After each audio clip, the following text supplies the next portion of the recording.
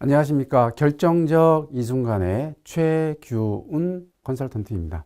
오늘은 입학사정관이 말하는 학생부 종합전형 평가와 면접이 어떻게 더 중요해지는지 입학사정관이 직접 설명하는 이야기를 가지고 여러분하고 이 1시간 동안 진행을 하도록 하겠습니다. 그러면 입학사정관이 말하는 학생부 종합전형 평가에 있어서 어떻게 내용을 구성을 했냐면 학생들하고 학부모님들이 궁금해하는 4개의 질문을 가지고 대화 형식으로 이 정보를 전달을 해 드리도록 하겠습니다. 자, 그러면 우리 화면을 좀 보실까요?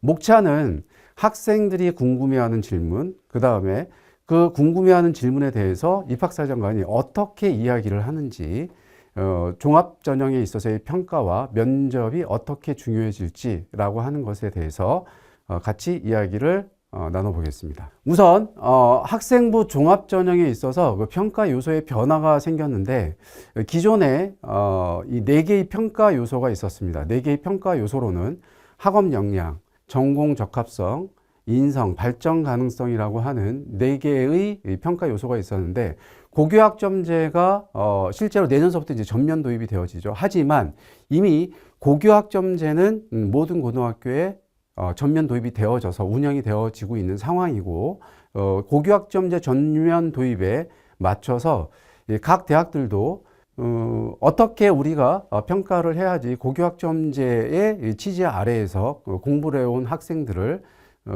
이 선발하는 데 있어서 이 평가 요소의 변화를 어떻게 줘야 될 것이냐 고민을 하고, 결국은 평가 요소를 4개에서 3개로 줄여서 학업 역량, 진로 역량, 공동체 역량, 기존의 4개의 평가 요소와 바뀐 평가 요소 3개를 비교를 해보면 학업 역량과 이 전공 적합성, 이 2개가 바뀐 그 평가 요소에 의하면 학업 역량은 학업 역량으로, 전공 적합성을 조금 더 이 포괄적인 의미로 진로 역량으로 바꾸어서 평가를 좀 하고 있다. 그리고 인성과 발전 가능성은 공동체 역량으로 묶어서 평가를 하고 있다. 그리고 각각의 평가 요소에는 평가 항목이 또 3개씩 주어져 있습니다. 우리는 평가 항목까지는 이해하기가 좀 어렵다고 하더라도, 이해는 하고 있으되 기억하기는 좀 어렵다고 하더라도 그 각각의 평가 요소에 이 3개의 평가 항목이 들어가 있는, 특별히 학업 역량과 진로 역량에 대한 평가 항목은 한 번 정도는 듣고 이해를 할 필요는 있습니다.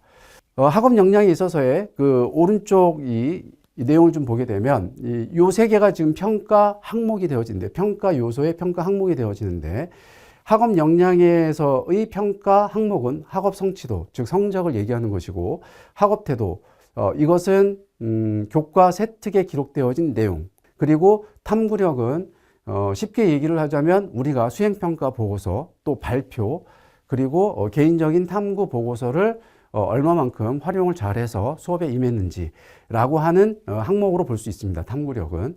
그리고 진로 역량에 있어서도 역시 마찬가지로 이 성취도는 성적을 얘기하는 것이고, 이 전공 관련 교과 이수 노력, 내가 무슨 과를 앞으로 지원을 해서 공부를 하고 싶은데 그 과에 지원하기 위해서 나는 고등학교 때 어떠한 교과목을 신청을 해서 수강을 했는지라고 하는 것이 바로 관련 교과 이수 노력에 해당되는 것이고, 진로 탐색 활동과 경험은 이 학업 역량의 탐구력이랑 같은 개념으로 이해를 해주면 좋습니다. 무슨 얘기냐면, 진로 탐색 활동과 경험은 결국은 진로 관련되어진 이 탐구 보고서, 물론 그 동아리 활동에 이 모드먼들과 같이 작업을 해서 제출을 하는 그 탐구 보고서도 있겠고, 그 다음에 여기에는 또 진로 관련되어진 발표도 포함이 되어지고요. 그리고 또한 여기에서 그 이 개인 탐구 보고서를 얘기를 했었는데, 역시 마찬가지로 여기서도 개인 탐구 보고서의 개념이 또 포함되어지기도 합니다. 그러니까 결국은 이 탐구력이라고 하는 학업 역량에 있어서의 평가 항목은 진로 역량에서의 진로 탐색 활동과 경험의 이 같은 맥락으로 이해가 되어집니다. 결국은 약간 좀 결이 다른 얘기이긴 하지만, 학교 생활 기록부의 경쟁력을 높이기 위해서는 개인적인 탐구 활동이 이 양쪽 학업 역량과 진로 역량이라고 하는 평가 요소에 똑같이 평가 항목으로 들어가 있다. 표현은 다르지만 이 내용은 비슷하기 때문에 우리가 그 개인적으로 얼마만큼 학교 활동을 이 능동적으로 또 적극적으로 참여할 수 있고 내가 해 나갈 수 있느냐라고 하는 것이 결국은 그 개인 활동에 의해서 많은 평가 내용으로 반영이 되어질 수밖에 없다라고 하는 것이 학생부 종합전형 평가 요소의 변화에 있어서도 확인이 되어집니다. 이 공동체 역량은 이렇게 크게 4가지의 평가 항목으로 구성이 되어져 있는데 한번 읽어봐 주시면 좋을 것 같습니다. 자, 그러면 실제 학생들뿐만이 아니라 학부모들도 상당히 궁금해하는 그런 질문들을 대표적으로 4개를 좀 정리를 좀 해봤어요. 거기에 따른 입학사정관은 어떻게 답변을 하고 있는지 같이 내용을 좀 살펴봅시다. 특별히 여기에서 지금 얘기하고 있는 것은 고교 학점제 전면 도입을 앞두고 각 대학에서 신입생을 선발하는데 우리는 어떠한 평가 기준을 가지고 선발을 하겠다라고 하는 변화되어지는 내용에 해당하는 질문과 답변의 내용으로 구성이 되어져 있다. 이렇게 좀 이해를 해주시면 좋을 것 같습니다. 첫 번째, 선택 과목에서 주의할 점은 무엇인가요? 상당히 여러 가지 내용을 우리가 중요하게 다룰 수 있는 질문입니다.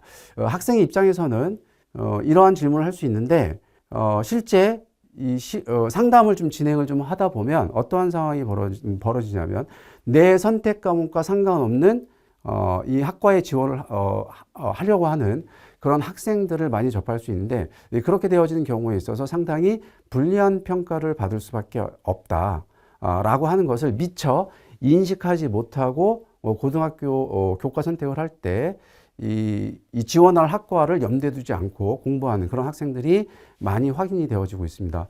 그러한 맥락에서 학생들이 또는 학부모님들께서 이 선택 과목에서 주의할 점은 무엇인가요? 여러 가지 내용을 다룰 수 있는데 입학사정관은 어떻게 얘기를 하고 있는지 그 내용을 이 이후에 좀 살펴보도록 하겠습니다. 두 번째 질문, 진로 선택 과목의 성취도는 어떻게 대학에서 신입생 선발하는 데 있어서 평가를 하나요? 무슨 얘기냐면 일반 선택 과목까지는 우리는 1등급에서 9등급까지 등급 평가를 받으며 받은 결과에 대해서 대학에서 평가를 합니다. 하지만 진로 선택 과목의 성취도는 등급으로 평가가 되어지지 않고 A, B, C, D라고 하는 이 성취도 평가를 받게 되어져 있습니다. 따라서 이 성취도 평가를 받는 이 진로 선택 과목에 있어서는 대학마다 어떻게 평가를 해야 될지 고민이 많은 게 사실입니다. 그리고 실제로 내년에 입학을 하는 예비 고1 그리고 내후년에 입학을 하는 올해 중2 학생들 같은 경우에 있어서 이 내용이 상당히 중요할 수밖에 없죠.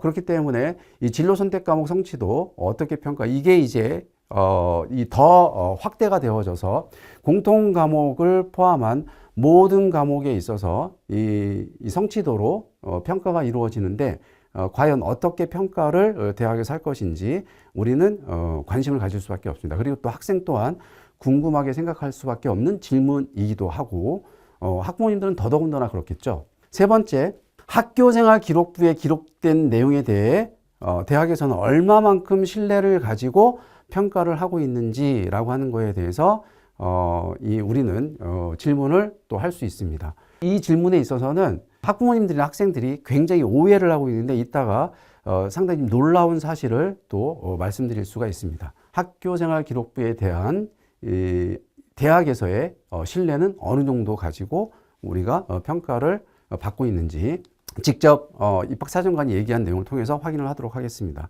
그리고 진로 변경의 유불리, 수능 최저학력 기준, 면접 인원의 변화가 있는지 궁금해요. 이렇게 또 질문을 또 많이들 합니다. 진로 변경의 유불리가 어떨지, 그 다음에 수능 최저학력 기준은 어떠한 방향성을 가지고 실제 이 학생들에게 적용이 되어져 대학에서는 평가를 하려고 하는지, 그리고 면접의 중요성이 어떻게 바뀌어가고 있는지 입학사정관들의 대답을 통해서 우리가 확인을 좀 해보도록 하겠습니다. 자, 크게 이렇게 4개의 질문이 있는데 이 속에서는 우리가 좀 더 디테일하게 살펴볼 수 있는 내용들이 있어서 그걸 약간 좀 이렇게 분류를 해가지고 세부적으로 이러한 질문들이 있을 수 있고 거기에 대해서는 어떻게 또 대학에서는 답변을 하고 있는지 살펴보도록 하겠습니다. 첫 번째 질문, 선택 과목에서 주의할 점은 무엇인가요? 상당히 이 포괄적인 질문입니다. 자, 여기에서 우선적으로 이렇게 입학사정관은 얘기를 해주고 있습니다. 과목 선택은 학문을 대하는 학생의 자세와 색깔을 볼 수 있어요. A대학교 입학사정관이 직접 저에게 얘기해 주신 내용입니다. 학문을 대하는 학생의 자세와 색깔을 볼 수 있어요. 상당히 우리가 관심을 갖고 봐야 될 내용인데 왜 이렇게 표현을 했을까? 조금씩 그 내용을 좀 살펴보면서 저렇게 표현할 수밖에 없었던 이유를 우리는 이해할 수 있습니다. 모집 단위에 부합하는 과목의 수강 여부와 성취 수준, 참여 태도, 그리고 활동 내용은 평가에 중요해요. 이렇게 얘기를 하고 있습니다. 무슨 얘기냐면 내가 어떤 학과를 지원했느냐에 따라서 지원한 학과에서 요구하는 고등학교 때 이런 과목들을 배우고 왔으면 좋겠어 라고 하는 과목의 수강 여부. 예전에는 그 성적이 1순위였다 또는 0순위였다라고 한다면 물론 성적은 당연히 기본적으로 보는데 그걸 보기 이전에 과목의 이 모집 단위에 부합하는 이 지원하려고 하는 그 학과에서 이런 과목은 배우고 왔으면 좋겠어 라고 하는 이런 과목들의 수강 여부를 우선 먼저 체크를 하고 그 다음에 이제 성취 수준, 즉 성적을 평가를 한다. 그리고 참여 태도와 활동 내용, 이것은 이제 교과 세특이 되어질 것이고, 그리고 이 학교생활 기록부, 이 창체 활동에 자율활동, 동아리활동, 진로활동 적힌 기록의 내용이 되어지겠죠. 예를 들자면 모집 단위에 부합하는 과목의 수강 여부에 대해서 예를 들자면 경제학과를 지원하려고 하는 학생이 경제라는 사회 과목을 선택하지 않은 경우 좋은 평가를 받을 수가 없다라고 입학사정관은 직접 이렇게 표현을 하고 있습니다. 즉 경제학과 경영학과를 가려고 하는 학생은 사회 과목에 있어서 경제 과목을 선택해서 들어야 될 필요성이 이제는 우리가 이 대두가 되고 있다라고 하는 거에 대해서 관심을 가지고 이 선택 과목에 신중을 기해서 내가 공부하기 쉬운 과목만 선택해서 공부를 해서는 안 된다라고 하는 것을 확인할 수 있는 대목이 되어집니다. 특히 인문사회 계열 학생들보다도 자연 계열 쪽으로 이 지원을 하려고 하는 학생들 같은 경우는 특히나가 이 교과 선택이 매우 중요합니다. 그래서 특히 이공계열 지원 학생이 기초가 되는 과목과 핵심 과목을 선택할 수 있어야 해요.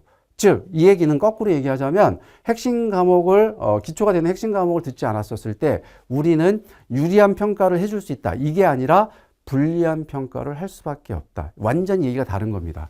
유리한 평가를 해줄 수 있다라는 것이 아니라 이 핵심 과목을 수강을 해야지만 기본적으로 이 학생이 우리가 평가를 해줄 수 있는 기준에 도달하고 있다라고 하는 것을 의미하고 있기 때문에 그렇지 않은 경우에 있어서는 이 불리한 평가를 할 수밖에 없다라고 하는 의미로 해석을 할 수가 있습니다. 그래서 선택 과목에 있어서는 학생이 직접 책임을 져야 되는 그런 상황이 되어졌다. 이거는 벌써 모든 학생들이 다 이해를 하고 있는 건데 특히 지금 현재 중3 그리고 중학교 2학년 학생들 같은 경우에 있어서는 학교에서 이미 지정해 준 과목만을 수업을 듣고 있기 때문에 고등학교 올라가서 내가 직접 과목을 선택하고 수강을 해야 된다라고 바뀌는 이런 환경에 대해서는 좀 생소하기 때문에 지금 얘기하는 것을 일단은 기억까지는 아니라고 하더라도 그런 얘기를 내가 예전에 들었었어 라고 하는 정도로 이렇게 이해를 하고 쫓아와도 좋습니다.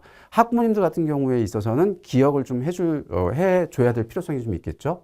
자, 두 번째, 같은 질문인데 어떠한 내용을 살펴볼 수 있냐면 위계에 맞는 교과 선택은 반드시 고려해야 합니다. 특히 이 위계에 어긋나서 교과 선택을 하게 되는 경우에 있어서는 불리한 평가가 적용이 되어질 수밖에 없습니다.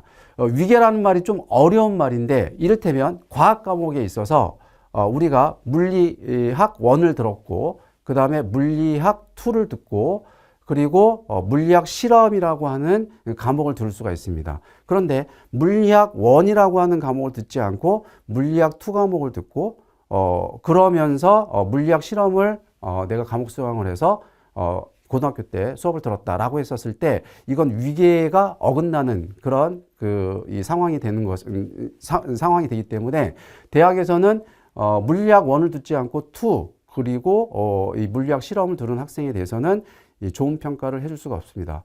이게 바로 이 위계라고 하는 것인데 배우는 순서가 정해져 있다라고 하는 것이죠. 그래서 1 과목을 듣고 2 과목을 듣고 그 다음에 실험 과목을 들을 수 있어야 된다. 그런데 이 학교의 이 교과 편제상 2 과목을 들으면서 이 실험을 같이 여기서 얘기하는 이 과학 탐구 실험, 고등학교 1학년 때 듣는 이 과목을 얘기하는 게 아니라 별도의 물리학 실험, 그 다음에 화학 실험, 생명과학 실험, 이런 교과를 지금 얘기를 하는 건데, 투 과목을 듣고 난 이후에 원래 실험 과목을 들어야 되는 게 위계에 맞다라고 설명을 하고 있습니다. 그런데 학교의 그 교과 편제상 투 과목을 들으면서 동시에 이런 실험을 들을 수밖에 없는 편제가 대부분 운영이 되어지고 있기 때문에 이런 그 내용은 대학에서도 알고 있기 때문에 이렇게 이 투 과목 들으면서 실험 과목을 듣는 학생들의 경우에 있어서는 위계에 어긋남이 없다라고 평가에 긍정적인 게 아니라 이 부정적인 평가에 반영을 하지는 않습니다. 학교의 사정이 그렇게 지금 운영이 되어지고 있기 때문에. 근데 우리가 알고 있어야 되는 내용은 위계에 맞는 교과 선택이 필요하다라고 하는 것을 반드시 이해를 하고 있어요. 특별히 자연계열, 이공계열 쪽으로 진학하려고 하는 학생들의 경우에 있어서는 더더군다나 잘 기억을 해야 되는 내용이라고 볼 수 있습니다. 자, 여기에서 이렇게 중요하게 평가를 하는데 밑에 갑자기 이제 그 불도저처럼 밀고 가는 힘이 느껴지는 학생에 대해서는 좋은 평가를 할 수밖에 없어요. 이거 역시 마찬가지로 이 A대학교 입학사정관님께서 말씀해 주신 내용인데, 이 불도저처럼 밀고 가는 힘이 느껴지는 학생, 이런 학생은 어떤 학생이냐? 즉, 위계에 어긋남이 없으면서 어려운 과목을 수강해서 수업을 듣는 친구들을 이렇게 표현을 한 겁니다. 예를 들자면 우리가 수학 과목에서 기하 과목을 상당히 학생들이 어려워합니다. 근데 어려워하는데 그렇기 때문에 많은 학생들이 기하라는 과목을 수강을 안 하려고 하죠. 근데 그럼에도 불구하고 기하 과목이 또 핵심 과목에 또 들어가기도 합니다. 그 이공계열 쪽의 입장에서는. 어쨌든 이 기하 과목이 어려운 과목인데 그런 과목을 회피하지 않고 내가 수강 신청을 해서 수업을 듣고 좋은 성취도를 얻고 또 교과 세특에 기록되어질 수 있을 만한 의미 있는 활동들을 하는 경우에 있어서 대학에서는 이 학생에 대해서는 좋은 평가를 할 수밖에 없습니다. 결국 이 얘기는 무슨 얘기냐면 어려운 과목이라고 하더라도 학생이 의지를 가지고 내가 도전해야 되겠다라고 하는 생각을 적극적으로 가지면서 과목 신청을 해가며 학교 생활을 할 필요가 있다라고 하는 것을 얘기하고 있는 표현이다. 이렇게 이해를 해주시면 좋습니다. 그래서 의지를 가지고 도전할 수 있는 과목에 대해서 선택하여 수강하는 모습이 필요하다. 즉 이런 학생들에 대해서는 우리는 좋은 평가를 할 준비가 되어져 있다. 이런 의미로 우리가 이해를 할 필요가 있습니다. 자, 같은 질문인데 세 번째 내용을 한번 살펴볼게요. 그래서 인문계열 쪽으로 진학하려고 하는 학생의 입장에서는 성취도 평가의 결과보다 모집 단위 관련 과목의 성적과 세부 능력 및 특기사항의 수업 태도, 활동 내용이 중요하다. 말이 좀 어렵죠? 말이 좀 어려운데 성취도 평가의 그 결과 이거보다도 전체적인 그 과목 선택한 과목의 모든 과목에서의 성취도 평가의 결과보다 내가 지원하려고 하는 그 학과에 부합이 되어지는 선택한 교과목에 대해서의 성적과 그 과목에 대한 이 세부 능력 및 특기사항, 우리가 세특이라고 하는 거죠. 이 수업 태도라고 하는 것은 세특에 기록되어진 내용을 얘기하는 것이고 활동 내용 역시 마찬가지로 기록되어진 내용.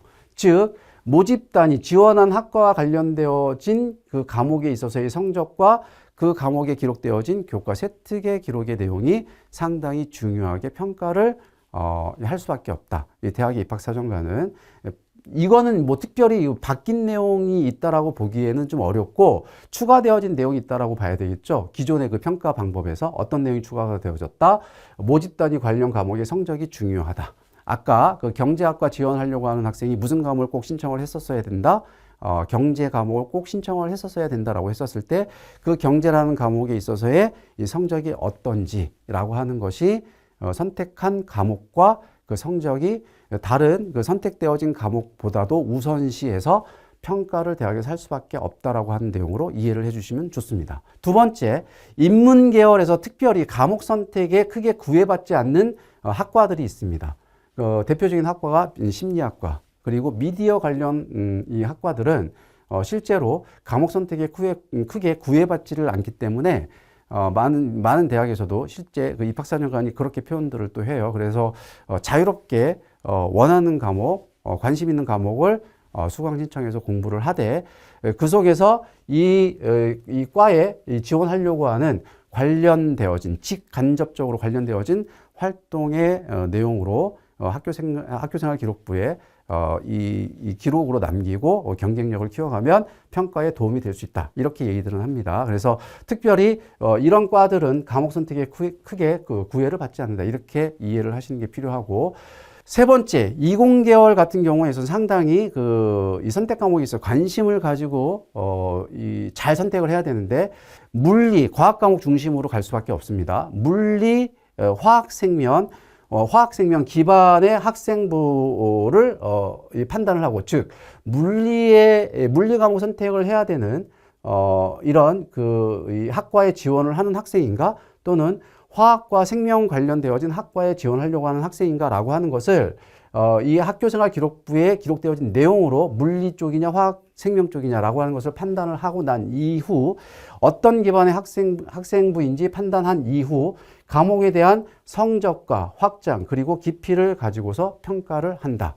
앞에 있는 거하고 이렇게 뭐 크게 다른 이야기냐, 그렇진 않습니다. 위에 있는 1번 내용과 이 3번 내용은 똑같은 겁니다. 계열이 다를 뿐이지. 다만 공학 안에서도 물리 기반한 공부를 해나갈 수 있는 공학 계열이 있고, 화학 생명을 기반으로 해서 공부를 해나가야 되는 그런 학과들이 있기 때문에 어떤 그 내용에 기반을 가지고 있는 학생부인지 판단을 하고, 그 교과에 대해서 적당한 선택이 이루어졌는지, 적당한 게 아니라 반드시 수업을 들어야 될 과목을 선택을 해서 수업을 들었는지, 그리고 그 과목에 대한 성적이 어떠한지, 그리고 기록되어진 내용이 어떤지를 가지고 종합적으로 평가를 하겠다.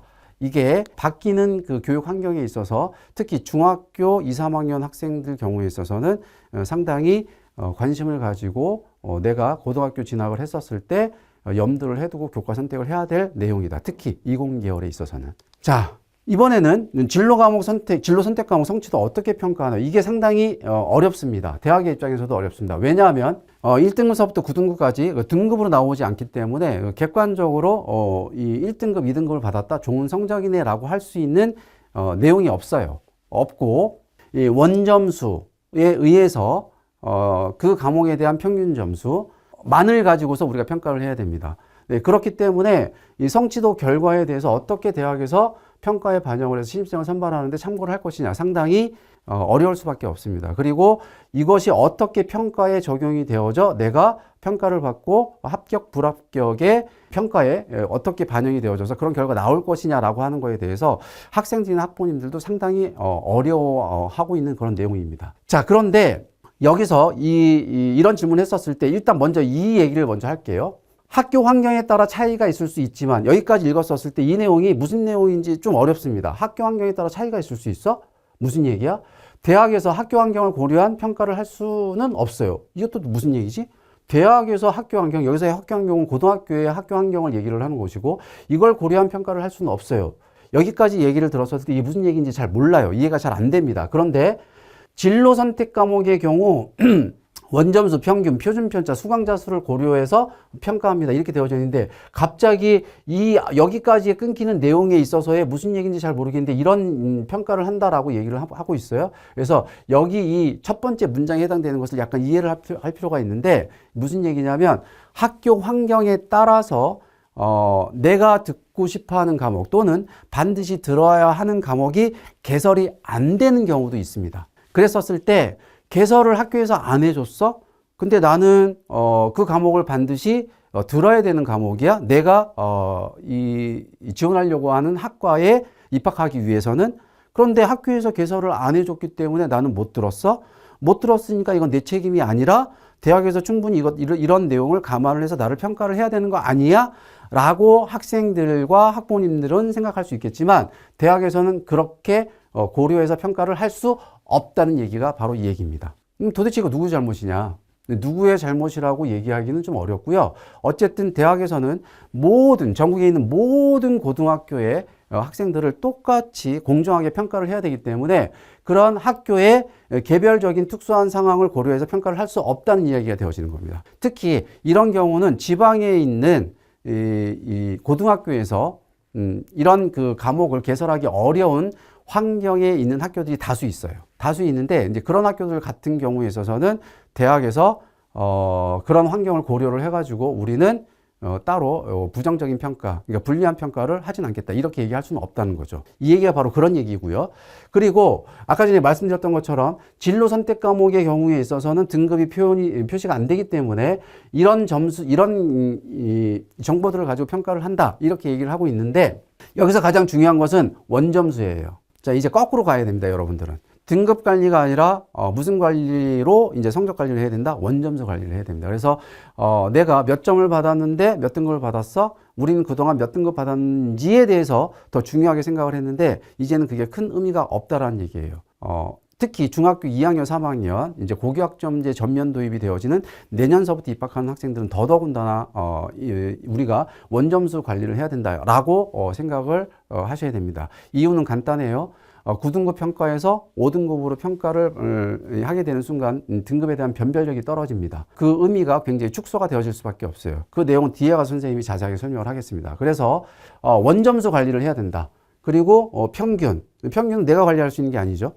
그리고 수강자 수도 내가 관리할 수 있는 게 아니죠. 내가 관리할 수 있는 건 오로지 원점수뿐이 없습니다. 그리고 표준편차 지금은 제공이 되어지고 있는데 앞으로는 제공이 안 되어집니다. 근데 이 표준편차 상당히 어려운 내용이에요. 여러분들이 또 중학교 아이를 둔 학부모님들 같은 경우 이 표준편차라는 표현은 상당히 어렵고 이해하기 난해한 표현입니다. 뒤에 가서 제가 어떤 의미가 있는지 간단하게 설명을 좀 하긴 할 겁니다. 그리고 학생부 종합전형에서 예전과 같이 내신 등급의 이 추이, 이 등급의 변화 추이가 상승하고 있다 또는 떨어지고 있다라고 하는 이 추이는 예전과 같이 큰 의미가 없습니다.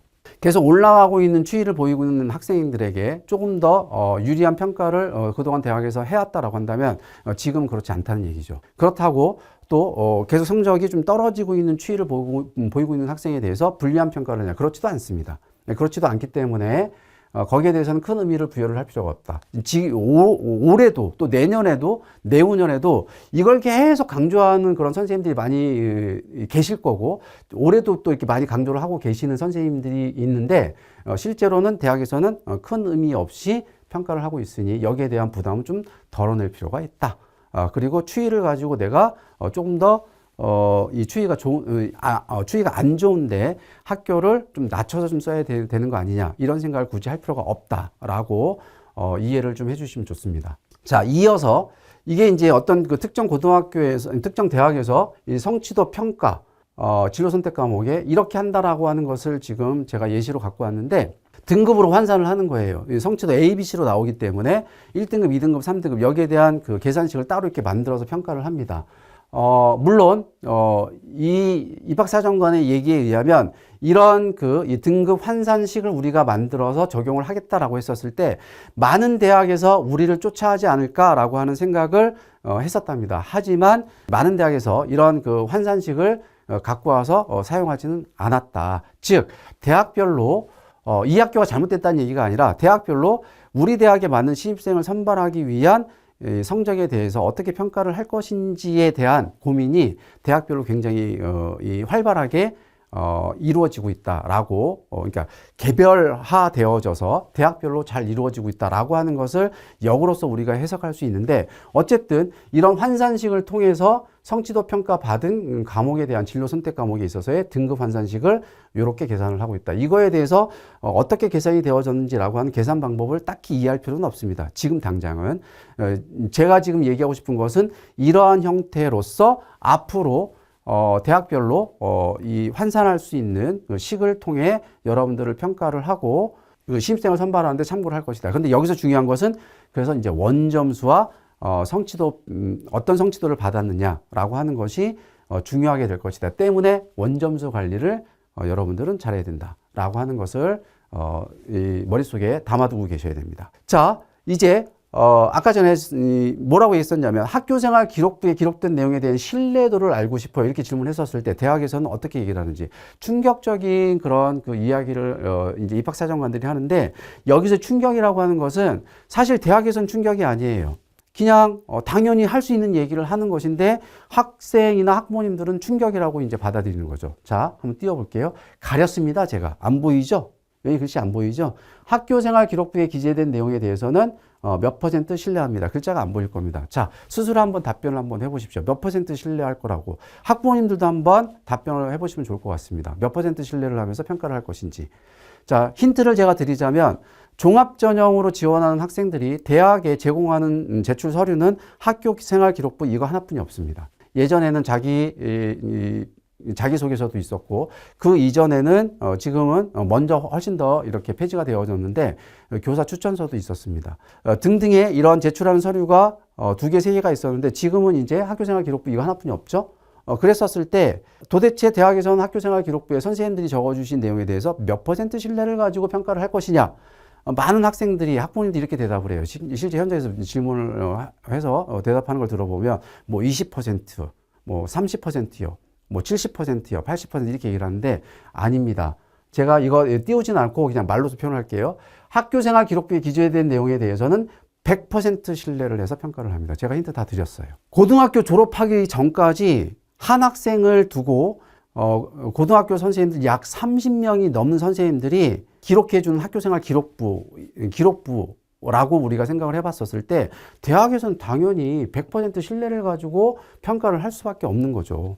그리고 제출된 서류가 이 학교생활 기록부 이거 하나뿐이 없는데 한 번도 어떻게 학교생활을 했는지 본 적도 없는 학생에 대해서 평가를 하고 우린 이 학생을 뽑을지 말지를 고민을 해야 되는 게 대학의 입장이에요. 근데 우리가 볼 수 있는 평가로 참고할 수 있는 서류는 학교생활 기록부 이거 하나뿐이 없어요. 그런데 어떻게 이걸 가지고 20%의 신뢰를 가지고 평가를 한다, 30%의 신뢰를 가지고 평가를 한다 이렇게 대답을 할 수 있는지 이거는 이 종합전형에 대한 이해가 정말 진짜 뒷받침이 안 되어진 답변이라고 볼 수밖에 없겠죠.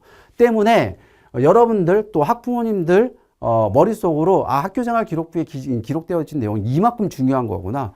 이만큼 중요한 거기 때문에 내가 관심을 가지고 관리를 할 수밖에 없겠구나. 성적 관리도 해야 되지만 학교생활 기록부 관리도 이렇기 때문에 해야 되는 것이구나 라고 하는 것을 100% 신뢰를 하면서 평가할 수밖에 없다라고 하는 대학의 입장에서 이 생각을 해봤었을 때 참 중요한 이야기다. 그리고 여러분들 또 학부모님들 생각하고 완전히 다른 그런 그 생각을 가지고 대학에서는 평가를 하고 있다. 근데 어찌 보면 굉장히 당연한 것인데도 불구하고. 그래서 학교생활 기록부의 기재 내용이 축소되었기 때문에 예전과 많이 축소가 되어졌죠. 대학의 입장에서는 평가에 어려움이 있는 것이 사실입니다. 자기소개서가 보조평가 수단으로 역할을 했으나 이미 폐지가 되었고요. 학생 입장에서는 진로 변경이 되어진 경우에 있어서 그동안에는 크게 문제가 되지 않았는데 자기소개서가 이런 이 진로 변경에 대한 소명할 기회가 주어진 서류라고 했었을 때 그게 이제 박탈이 되어진 상황인 거죠. 때문에 이제 면접을 통해서 이런 것을 이제 소명할 수가 있는데 면접의 기회가 안 주어지면 소명 자체의 기회가 없어진다라고 볼 수밖에 없는 거고 학교생활 기록부에 그런 내용이 또 추가가 되어져서 소명이 글로써 표현이 되어질 수 있어야 됩니다. 그렇기 때문이라도 이 진로 변경이 된 학생의 경우에 있어서는 더더군다나 학교생활 기록부의 기록이 또 중요해졌다 이렇게 또 볼 수도 있고 약간 조금 이제 다른 이야기는 하지만 거기까지 이제 설명을 좀 해줄 수가 있을 것 같고 그리고 고교학점제 도입 이후 모집 단위에 따라 지원 학과에 따라 진로 변경은 유불리가 예전에는 없었다고 한다면 지금은 유불리가 아주 극명하게 생기고 있습니다. 이건 이제 상담을 통해서 진짜 많은 경우를 이렇게 접하게 되는데 한 가지만 얘기를 해주자면 자연계열의 학생이 성적이 안 좋아서 결국은 계열을 인문계열 쪽으로 바꿔가지고 공부를 하고 있는 학생이 종합전형으로 저 무슨 과를 갈 수 있을까요? 제가 생각하는 과는 뭐 이를테면 저는 경제학과를 가고 싶어요.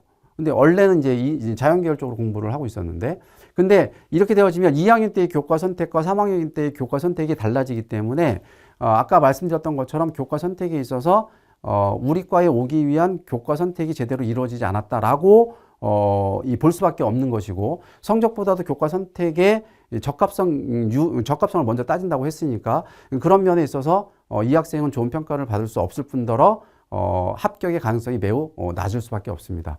성적이 좋다고 하더라도. 그래서 진로 변경은 상당히 유불리가 따를 수밖에 없다. 여기서의 진로 변경이라고 하는 것은 계열 자체에 대한 진로 변경을 의미합니다. 뭐 같은 이공계열 안에서 학과가 좀 변했다. 이런 건 크게 상관이 없는데 자, 그래서 학교생활 기록부에 이 기록되어진 내용에 대한 신뢰도는 각 대학에서는 100% 신뢰를 가지고 평가를 한다.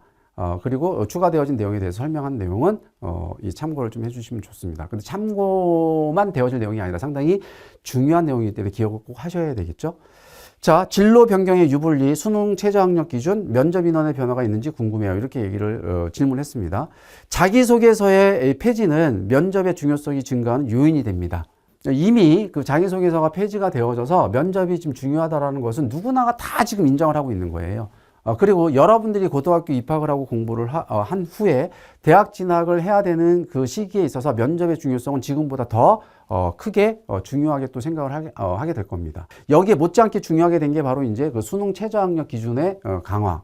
학교별로 강화가 되어졌다가 완화가 되어졌다가 또 완화가 되어졌다가 강화가 되어지는데 구체적인 그런 내용들을 살펴보는 것보다는 우리가 추이를 놓고 얘기를 할 필요가 있으니까 수능 최저학력 기준, 즉 다시 말하면 수능 최저가 이제 그 종합전형 안에서도 큰 역할을 차지하게 될 것이고 교과전형이 아니라 교과전형, 종합전형 이거에 대해서는 따로 설명할 시간이 또 있을 거라고 생각이 되어집니다. 어쨌든 이 수능 최저는 논술 전형과 교과 전형에 거의 대부분 적용이 되어졌던 이 평가의 기준이라고 했었을 때 이제는 종합 전형까지도 수능 최저가 적용되어지는 학교가 많이 늘어나고 있다. 이렇게 좀 볼 수가 있고, 근데 그만큼 수능이 이제 수능의 역할이 좀 이제 커졌다 이렇게 좀 볼 수는 있겠죠. 거기에 못지않게 면접이라고 하는 것이 종합 전형에 있어서 합격 불합격의 당락을 결정하는데 상당히 중요한 포지션을 가지고 있다. 또 앞으로 계속해서 가지게 될 것이다. 자, 그런데 이 뒤에 있는 내용 한번 읽어볼게요. 잘 알고 있는 사실이지만 잘 알고 있는지 잘 모르겠어요. 이 특이한 현상이라고 볼 수 있는데 수능 최저학력 기준이 적용되면 면접에 있어서의 결석 학생이 증가를 한다. 이 무슨 얘기냐면 수능 최저학력 기준이 적용이 되어지면 수능 최저를 못 맞춘 학생이 많기 때문에 자연스럽게 불합격이 되어져요. 그러니까 면접을 내가 갈 이유가 없어지겠죠. 따라서 면접 결석 학생 수가 어떻게 되어지겠어? 증가할 수밖에 없겠죠. 그래서 기본적으로 면접의 중요성이 커진다라고 하는 것을 먼저 생각하기 이전에 수능 최저를 맞춰야 되는 그런 이 지원의 형태를 내가 가지고 대학을 지원을 했다라고 한다면 면접보다도 수능 최저를 맞췄느냐 못 맞췄느냐, 맞출 수 있느냐 맞출 수 없느냐 이게 중요한 것이고 그 이후에 면접에 대해서 우리는 중요하게 생각을 해야 될 필요성이 있다. 근데 여기서 이제 그런 중요한 해석을 할 수 있다라고 하는 얘기를 얘기하고 있습니다. 면접에 있어서도 면접이 이제 점점 중요하게 되어지는데 외형적으로 이런 변화가 생겨요. 면접 인원 선발 배수는 전 모집 단위에서 늘릴 계획이고, 그러니까 선발 배수를 그동안에 뭐 2배수를 했다, 뭐 2.5배수를 했다는 것을 3배수, 3.5배수 또는 5배수까지 늘렸다. 근데 뭐 아주 많이 늘릴 수는 없습니다. 왜? 이 면접이라는 것을 하루 동안에 물리적으로 그 하루 동안이라고 하는 시간에 다 소화를 해서 이 결과를 내야 되기 때문에 그걸 가지고 면접을 가지고 하루하고 이틀하고 그것도 뭐 3일 이렇게 진행할 수는 없습니다. 그러니까 우리가 생각하는 이 배수는 이 하루 동안에 소화할 수 있는 정도의 배수로 계속해서 대학은 늘려갈 것이다. 늘리고 있다. 현재도 좀 그런 상황이고 앞으로도 인원을 늘리는 것은 물리적인 한계를 넘지 않는 범위에서 계속 늘릴 계획이에요. 이런 표현이 선생님이 좀 전에 얘기했던 그런 설명이 되어지겠죠. 그리고 우리 학교의 면접, 이 우리 학교라고 하는 것은 A대학교의 면접을 얘기하는 거예요. 재시문 기반 면접입니다. 그러면 일반 면접하고 좀 다르게 재시문 면접으로 운영되어지고 있는 학교다. 그러면 우리 학교라고 하는 것은 서울대, 연대, 고대 또는 이 과학기술원, 과기원 이런 학교들이 지금 되어지겠죠. 그래서 비대면 녹화로 녹화 시간이 5분이 넘으면 자동 중단돼요. 그러면 녹화로 면접이 진행되어진 학교는 연대뿐이 없으니까 연대가 되어지겠네. 우리 학교는 연대가 되어지겠네요. 어쨌든 5분이 넘으면 자동 중단이 돼요. 그래서 면접 녹화 시간을 준수하는 것은 평가에서 매우 중요하다. 내용도 중요하지만 이런 그 시간 준수도 중요하다. 재시문 기반 면접이 같은 경우에 있어서는 시간 준수가 상당히 좀 중요하다라고 하는 것을 얘기를 하고 있는 거고, 서류 기반 면접, 즉 다시 얘기하면 학교생활기록부에 해당되는 면접에 있어서는 그것 또한 또 보통 이게 10분 내외로 진행이 되어지는데 딱히 뭐 몇 분 넘으면 안 돼 이런 건 없기는 하지만 이 답변에 있어서 질문 받은 거에 답변에 있어서 어떤 시간을 활용을 해야 된다라고 하는 그 기준은 또 정해져 있습니다. 그건 나중에 이제 여러분들이 좀 확인하시면 되고, 어쨌든 이 학교는 이제 그런 학교라는 것을 얘기를 하고 특별히 이런 것을 좀 강조를 좀 하고 있다라고 하는 것을 잠깐 살펴봤습니다. 자, 여기는 또 이제 그 아까 얘기했던 학교와 또 다른 학교인데 재시문을 기반한 면접이 어렵다고 하는데 이게 당연히 어렵게 생각들을 해요. 배경 지식을 넣어 풍부한 답변을 해야 좋은 평가를 받을 수 있다는 이야기가 있는데 제대로 된 이해를 하지 못한 이야기로 귀담아 들을 필요가 없어요. 라고 얘기를 하고 있습니다. 이 입학사정관의 얘기죠. 밖에서 많은 전문가들이라고 하는 선생님들이 이렇게 얘기를 하시면서 면접 지도를 한다. 근데 우리는 그렇게 대답하는 학생들에 대해서 이런 내용을 가지고 대답하는 학생들에 대해서 좋은 평가를 결코 하지 않는다라고 하는 것을 직접 확인할 수 있었습니다. 무슨 얘기냐면 배경 지식을 넣어 설명하는 거 우리 원하지 않아. 풍부한 답변 필요 없어. 어떻게 대답을 해야 되느냐? 제시문의 지문 내용에 충실한 답변을 해도 좋은 평가를 받을 수 있고 제일 중요한 건 고등학교 교과 과정에 충실한 답변, 즉 교실에서 배운 내용을 가지고 제시문에 해당되는 문제에 답변을 얼마든지 할 수 있게끔 우리는 문제 출제를 하고 있다. 따라서 이런 그 불필요한 이 배경 지식을 넣어가지고 설명하지 말아라. 이런 얘기를 하고 있습니다. 학교에서 배운 걸로 충분하다 이런 얘기죠. 그리고 학교에서 배운 내용을 얼마만큼 잘 적용을 해서 내가 설명을 할 수 있느냐 논리적으로 이게 중요한 평가에 있어서 기준이 되어진다. 네, 이렇게 학생들 그리고 또 학부모님들께서 궁금해하는 질문으로 그 입학사정관들은 어떻게 어떠한 내용을 중요하게 생각을 하면서 답변을 하고 있는지 결국 우리는 이 답변 내용에 관심을 가질 수밖에 없는 이유가 무엇이냐면 바로 이 대학에서 어떻게 학생들을 평가를 하고 선발을 할 것이냐. 근데 우리는 평가를 받아야 되는 입장에서 대학의 평가가 상당히 중요하게 이 의미가 크다라고 하는 것을 생각을 할 수밖에 없는 거겠죠. 따라서 대학은 어떤 생각을 가지고 어떠한 의도로서 학생들을 평가를 해서 신입생을 선발하려고 하는지라고 하는 거에 대해서는 제대로 된 이해가 필요합니다. 더더군다나 바뀌는 그런 교육 환경 속에서 그 이해는 굉장히 더 필요하다고 볼 수가 있겠죠. 여기에서 선생님이 줄곧 앞에서 이제 중2, 중3 이렇게 이제 강조해서 얘기를 했었는데 실제로 고1, 고2 지금 현재 올해 고1, 고2 재학 중인 학생들의 입장에서도 이미 고교학점제는 전면 도입이 되어져 실시가 되어지고 있는 상황이기 때문에 수업 시간에 지금 얘기했던 이런 강조된 내용들 또 대학에서 이렇게 평가를 하겠다라고 하는 우리가 기존에 알지 못했던 또는 알고 있었지만 변화되어진 평가의 내용에 있어서는 현재 재학 중인 고등학교 1학년, 2학년 학생들도 관심을 가지고 귀를 기울일 필요가 있다라고 하는 것을 말씀드릴 수가 있습니다. 앞에 말한 내용을 이제 전체적으로 정리를 한번 하면서 다시 한번 점검을 좀 해보도록 하겠습니다. 첫 번째, 우리는 교과 선택권이 학생에게 이제 보장이 되어진다라고 볼 수가 있는데 왜? 여러분들은 이제 교과 선택을 여러분들 직접 이제 해야 되는 것이니까 교과 선택권이 학생에게 보장이 되어졌다라고 이제 볼 수 있겠죠. 따라서 자신의 진로에 맞는 진로에 해당되는 교과를 선택을 해야 된다. 그리고 보여주기 위한 교과 선택을 하지 말아라. 즉 핵심 과목은 반드시 들어야 되고 공부하기 쉬운 과목, 성적 관리가 쉬운 과목은 들을 수도 있고 듣지 않을 수도 있겠지만 그게 핵심 과목이라고 한다면 내가 지원하려고 하는 학과의 핵심 과목이라고 한다면 반드시 들어야 되는 것이고 어려운 과목일지라고 하더라도 그 학과에서 요구하는 핵심 과목이라고 한다면 반드시 또 수강을 해서 그 어려운 과목도 들을 수 있어야 된다. 그런 의미가 보여주기 위한 교과 선택을 하지 마라. 그리고 기본에 충실한 과목을 선택을 해라. 여기까지 해당되는 내용이 되어질 것이고 마찬가지로 과목 관리가 어려운 과목이라고 관심 분야에 해당되는 과목 또는 대학에서의 기본 학업 역량을 요구하는 과목에 대해서는 적극적인 자세를 가지고 있어라.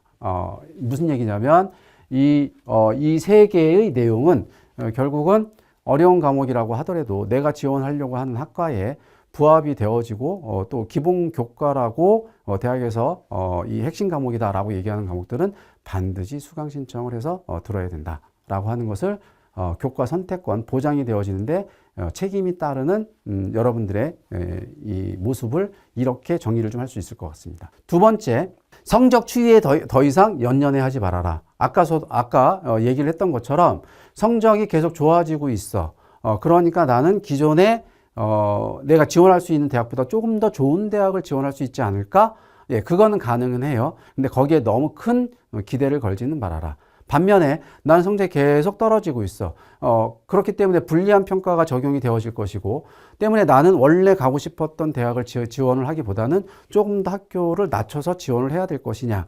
물론 이제 한참 후에 얘기가 되어지겠지만 1년, 2년 후의 얘기, 뭐 그 이상 또 중학생들한테는 3, 4년 후에 얘기가 되어지겠지만 지원한다는 그 자체가 어쨌든 그런 불리한 평가를 받을 수 있지 않을까? 그런 걱정을 크게 할 필요는 없다라고 이해를 하면서 내가 주어진 그런 조건이 어떠냐에 따라서 이것을 크게 반영하지 말고 지원의 형태를 가져가도 좋다. 그래서 기존 성적 추이에 대한 평가는 크게 의미가 없다. 이거는 입학사정관들이 공통적으로 하는 이야기입니다.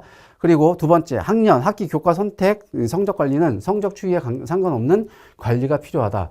무슨 얘기? 성적 추이에 크게 의미 부여를 하지 말고 내가 어떤 교과를 선택을 했고 선택한 교과가 내 진로와 특별히 직접적인 관련이 있는 그 교과이다라고 했었을 때는 등급이 아니라 원점수 관리를 해가면서 내가 그 내신 성적에 있어서의 관심을 가지고 생활을 할 필요가 있다. 그리고 이어서 똑같은 맥락으로 등급보다 원점수, 평균, 표준 편차를 분석하여 객관적인 평가를 할 수 있어야 된다. 여기서 중요한 것은 평균 아니고 표준 편차 아닙니다. 여러분들이 결정할 수 있는 게 아니기 때문에 원점수만이 여러분들 스스로가 결정할 수 있는 이 값이기 때문에 원점수 관리를 하면서 자연스럽게 등급 관리가 이루어질 수 있게끔 하자.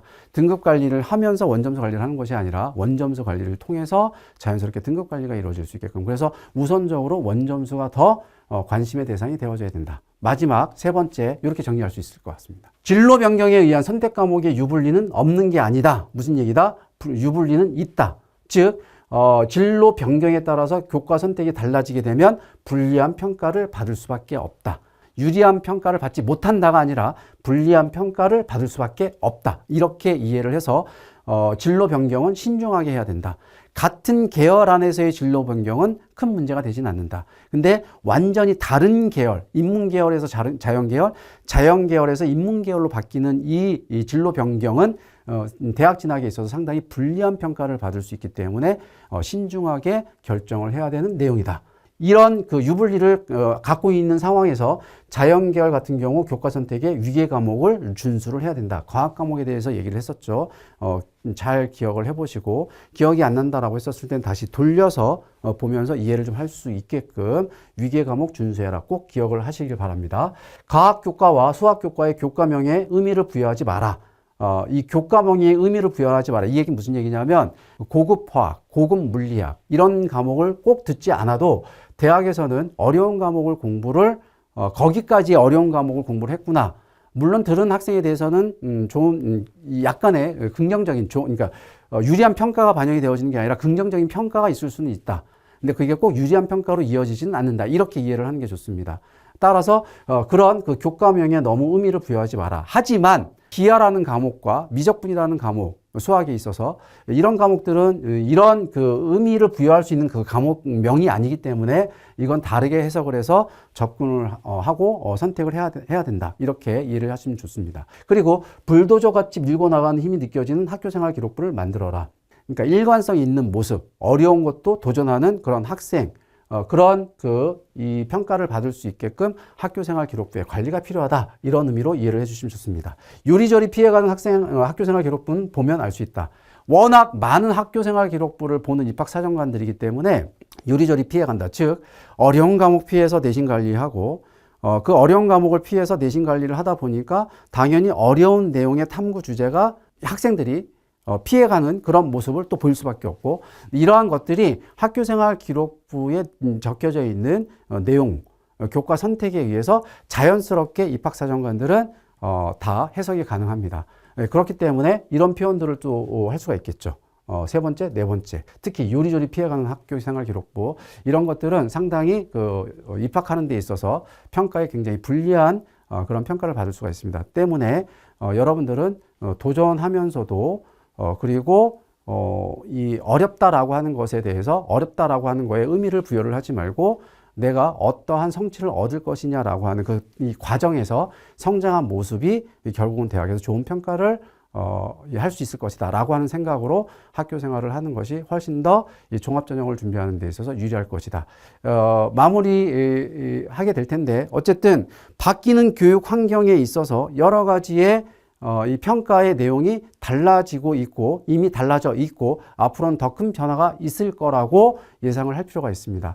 학생들 입장에서는 변화되어지는 내용을 다 반영을 해서 학교 생활을 한다는 것이 쉽지는 않습니다. 하지만 진학이라고 하는 목표를 이루기 위해서 우리는 달라지는 교육 환경과 달라지는 이 평가, 특히 오늘 이 시간은 학교생활 기록부에 기반한 이 평가, 이 전형, 학생부 종합 전형에 대해서 바뀌는 그런 이 평가의 내용에 대해서 좀 살펴봤는데, 이 중학생뿐만 아니라 고등학교 1, 2학년 학생들에게도 이미 적용되어지고 있는 내용이기 때문에 우리가 잘 이 기억을 하고 학교 생활에 적용을 할 필요가 있다라고 마무리의 내용을 얘기할 수 있을 것 같습니다. 이 긴 시간을 가지고 아주 자세하게 하나씩 설명을 해야 되는 내용도 많이 있는데, 짧은 시간 필요한 것들 임팩트 있게 일단은 여기까지의 내용만 우리가 이해를 하는 것이 아니라 기억을 해준다고 하더라도 학교 생활하는 데 있어서 상당히 도움이 될 거라고 생각을 합니다. 같이 함께한 시간 너무 감사드리고, 다음에는 조금 더 알찬 그리고 또 이 구체적인 내용을 가지고 찾아뵙겠습니다. 감사합니다.